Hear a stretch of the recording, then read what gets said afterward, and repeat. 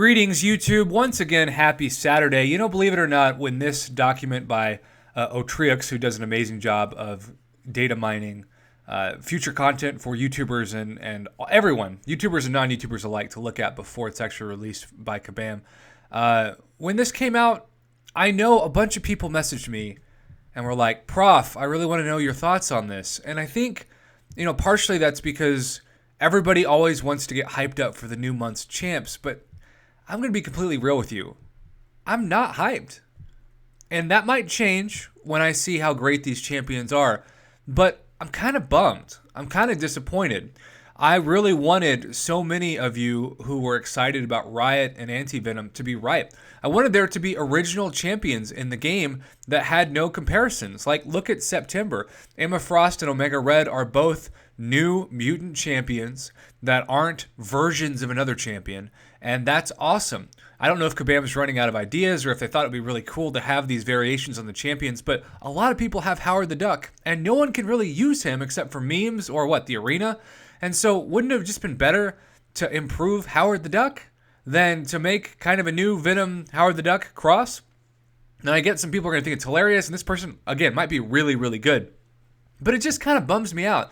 And I'm really not afraid to say it because I'm not as hyped as I want to be about this new champ. I thought Venom the Duck was going to be something like that Juggernaut Ant-Man crossover we saw a couple months back that wasn't a playable character, but was somebody that showed up as like a monthly event quest boss. And I was completely okay with that because that's kind of cool. We've seen some really bad as in difficult versions of that, and I think the Ice Phoenix was probably the hardest. And there were some people who were like, hey, this person's amazing. Can we have this person as a playable character? Not so fast. That was never released. But Venom the Duck, Venom is cosmic. Howard the Duck is tech. I guess you could say it's cosmic, but maybe it's tech. I don't know, but I'm bummed. I wanted you all to be right. I wanted Riot and Anti-Venom to be in the game, and now I'm struggling, and I'm still got to do this for the sake of letting you know my opinion and also giving you something to think about, but I'm not going to lie to you. I'm disappointed, and there's going to be most people on YouTube are probably going to be like, whatever, I'm really pumped up, and that's cool if that's their stance, but my personal stance is I'm bummed. I'm bummed, and I'm not going to hide it because it is what it is. All right, so this champion bile, an abject abomination, way to bring up another character, right? Crafted from the chaotic energy of the contest itself and given shape by the monstrosity calling itself the Symbiote Supreme.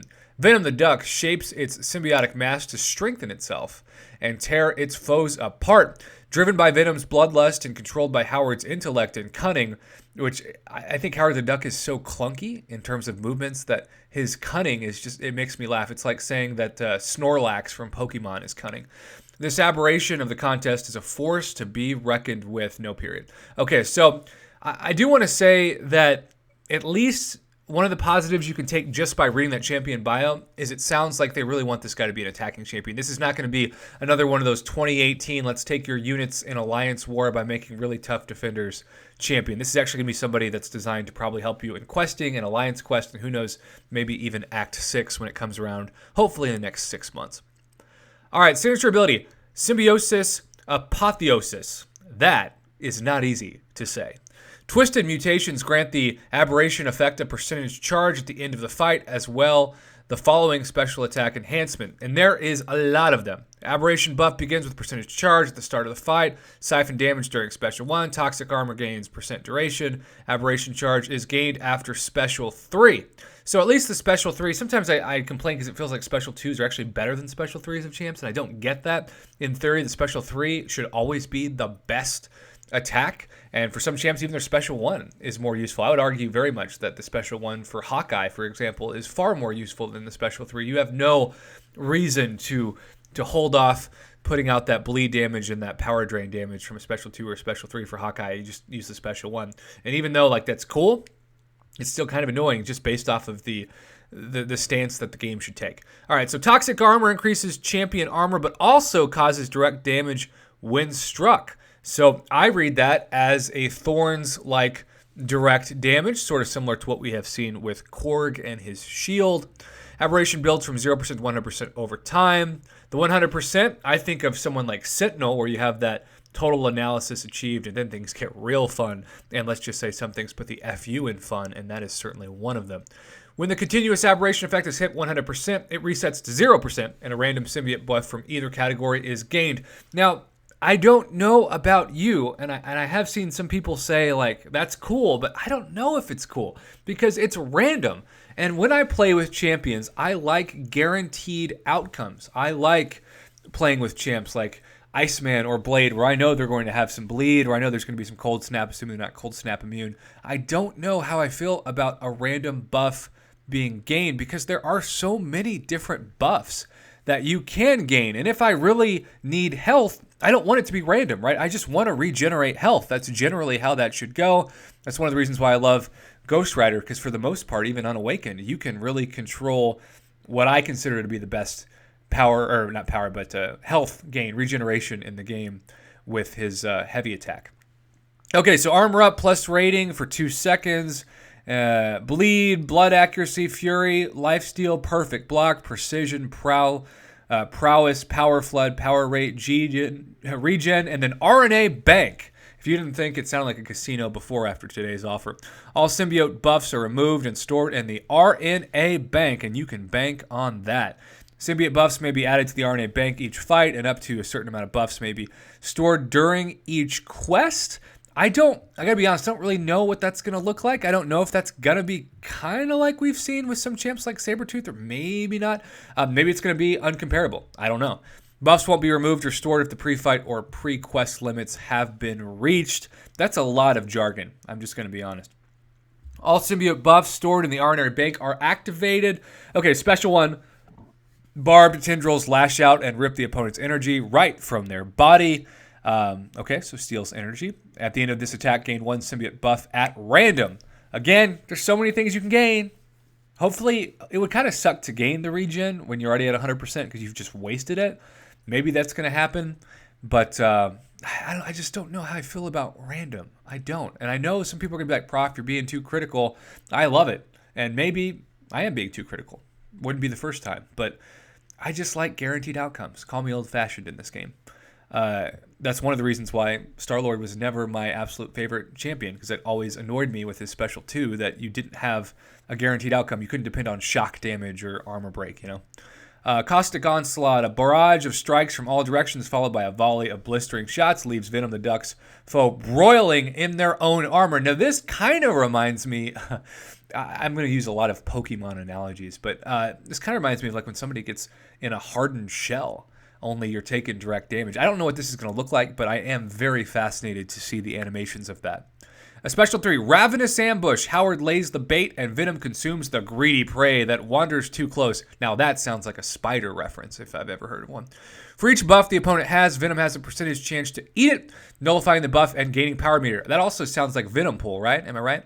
This attack does not lock symbiote buffs into the RNA Bank. Instead, it activates all symbiote buffs locked in the RNA Bank. And let's hope that RNA Bank is straight cash, homie.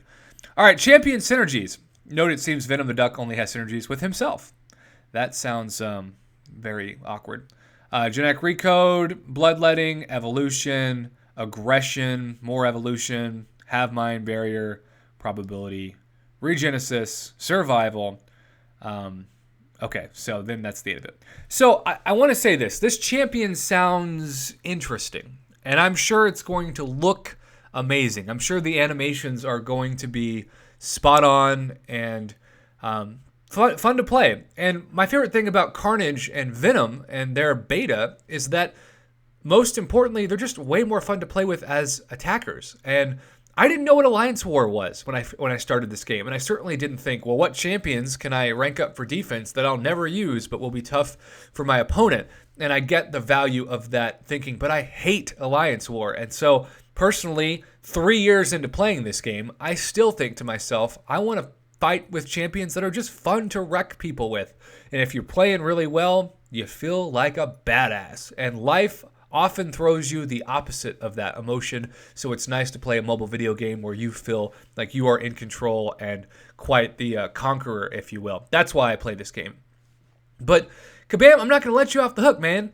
Like, Venom the Duck shouldn't be a champion in the game. you shouldn't combine Venom and Howard and think, call it a day. That just sounds lazy to me. You should bring in someone from the Venom universe that hasn't been seen. And I wish that they would think to themselves, yeah, okay, I think we're kind of tired of doing that. And to Kabam's credit, like, they did this before. If they don't have a good champion to think of, just create a new one.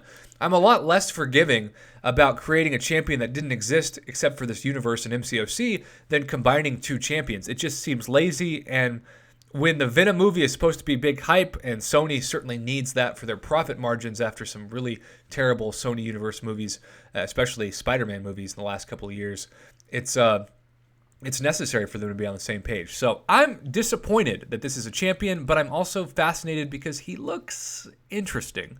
And I would love to hear your thoughts on it, YouTube. Thank you so much for watching.